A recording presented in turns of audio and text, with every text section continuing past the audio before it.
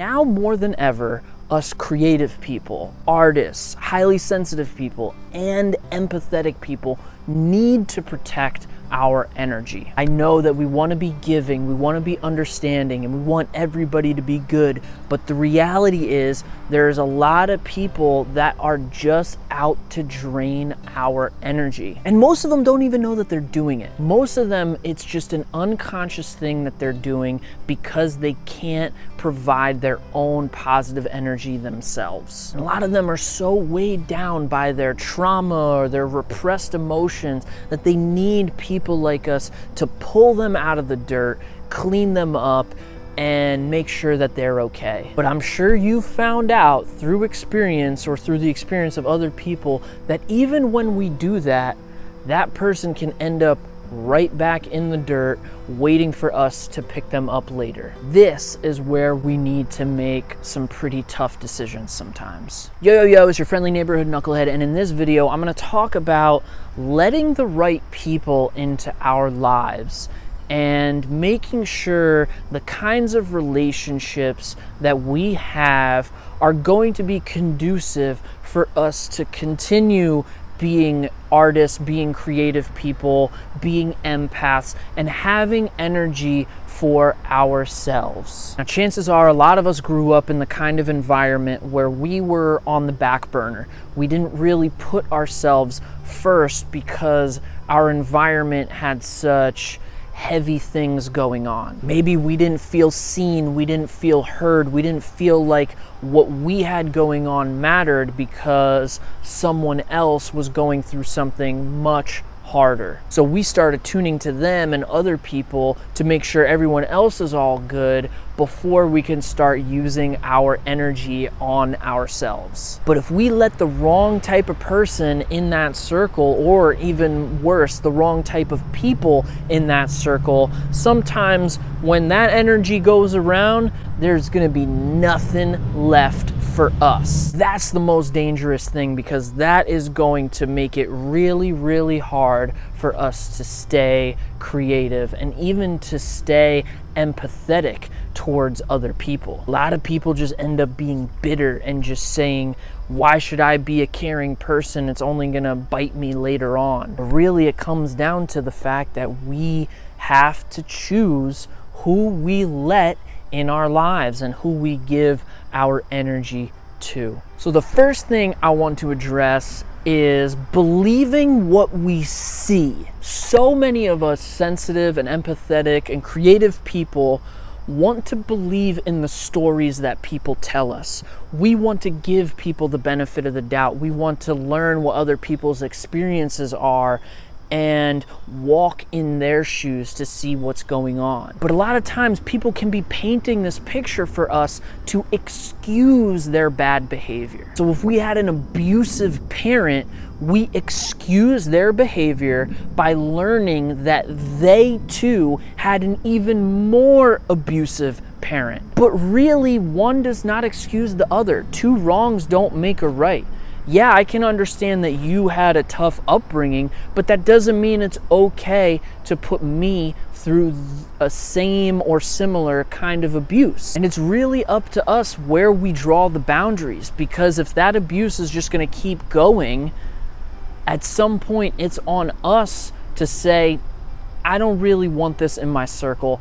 I don't really want this in my life. This is actually doing more harm than good, and I want to be on a more positive path. We want to be with people that are going to energize us. We won't want to be with people that are going to take our energy away all the time. And this kind of stuff is going to be the most dangerous for us actually in getting into romantic relationships or dating. And the next level of this is actually understanding toxic people. And we're gonna need to have a filter for toxic people, because toxic people that come into our life, they're not gonna come out and say it, hey, I'm toxic, or I'm a narcissist, or I'm a selfish person, or I'm somebody that's stuck in the victim mindset that's just gonna drain you of all your energy. They're not honest and upfront about that stuff. We have to figure that out for ourselves. So here's the number one thing about that. Toxic people are very, very attractive. It's how they get by. It's one of the ways they can excuse bad behavior. It's one of the ways people keep that kind of person in their life, because they're attractive. And also, toxic people are not toxic all the time. When they come into our life, it's going to be hard to know whether or not this is going to be someone that's going to be toxic for us. But again, we have to believe what we see. We have to believe in the experiences that we've had with that other person. And here's the other thing. We also have to trust our intuition. If something doesn't feel right, it's probably not right.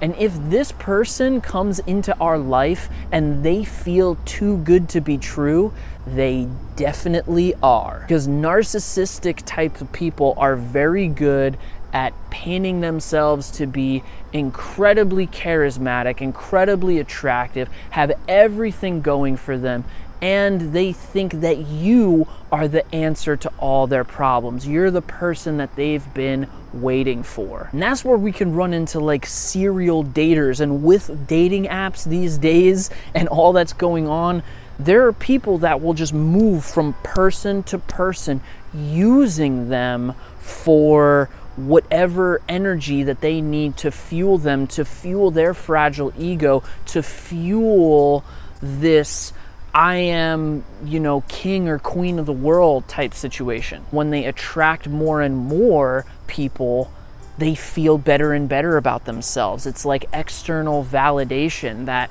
I'm attractive, people like me, but really it's just a fragile ego.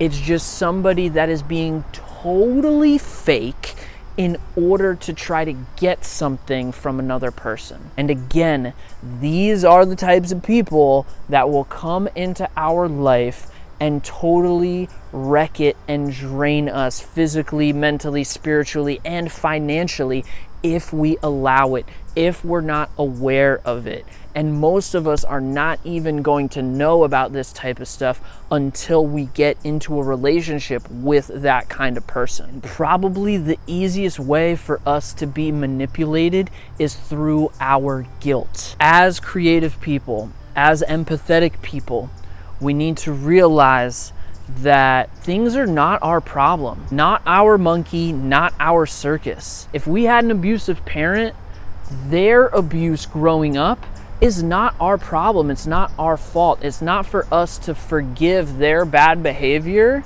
because of something else. It's on them to be able to heal from that abusive behavior, to not want those things for us, to not want to put us through the same or similar kind of abuse. And when we're dating or meeting friends or something, they can have these stories that will play on our kindness, our empathy, our ability to walk in their shoes. And honestly, a lot of them are really, really good at it. So we got to take stories with a grain of salt. We have to be able to step away and trust our intuition, and we have to believe what we see. We have to believe people's actions more than their words. So if you dig this video and you want more stuff like this, give it a thumbs up and subscribe to the channel. And also, if you're going through a healing journey from energy drainers, I want you to check out up here. This is my playlist on my healing journey from removing myself from a narcissistic type of relationship. I hope this all helps. Thank you so much for watching, and stay creative.